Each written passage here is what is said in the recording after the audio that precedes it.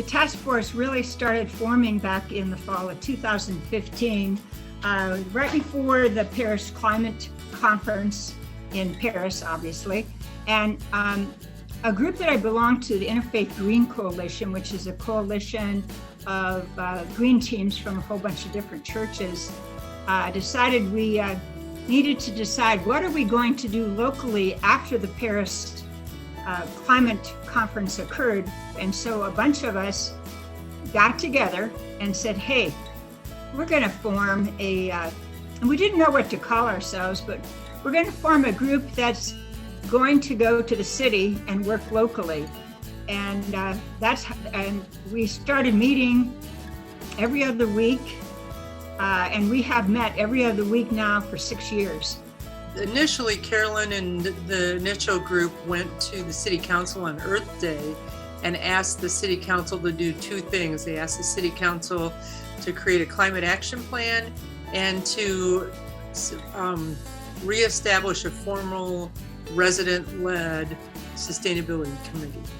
And the sustainability committee, the council voted to include that in their strategic plan. That's how we became partners with the city.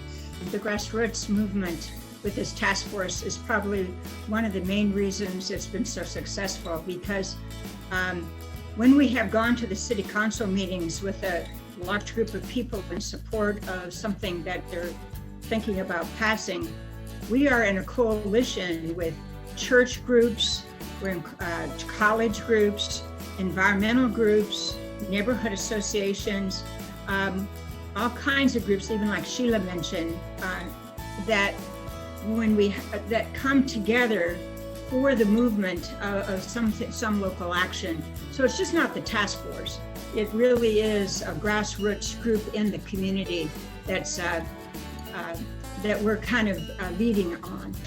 We've got a really good track record, I would say. We've accomplished at least one major thing every year since we've been working together, starting 5 years ago. The first thing we got done was in collaboration with folks at UNI, and that was a greenhouse gas inventory for Des Moines.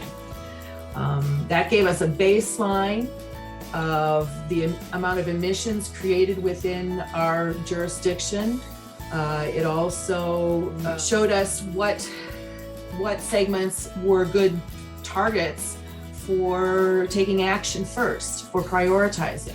That then led into working on one of our next successes, which was the Benchmarking Ordinance, where we got the city to pass a resolution and created a system for the largest buildings in our city that are 25,000 square feet and above. Looking at those first and start every year entering their energy and water use, right?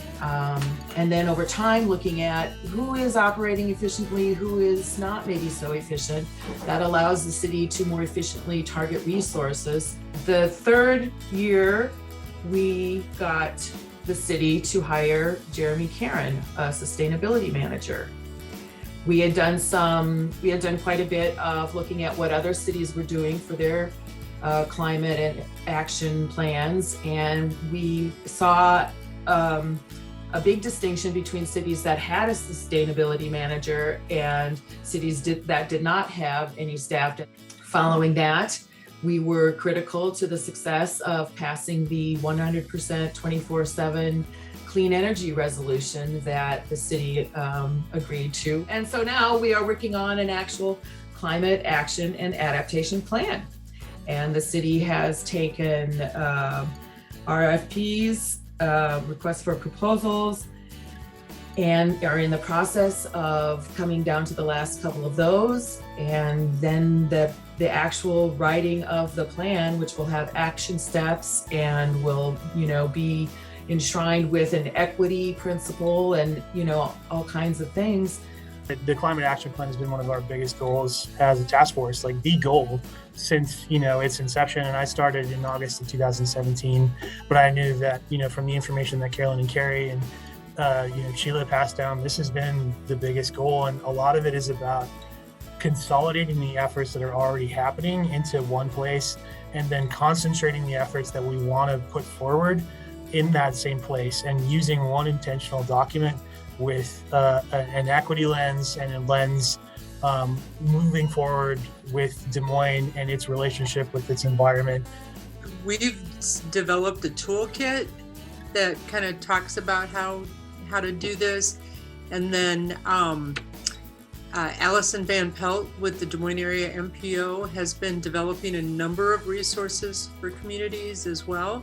But the bottom line is just do it. Figure out what it is that's important. Look at what the goals the city already has and the goals that you have, and move forward. Start building relationships, because it's possible. On behalf of the task force, that we really appreciate this award. It feels great. It took me by surprise. We were absolutely thrilled to get it. So thank you very much.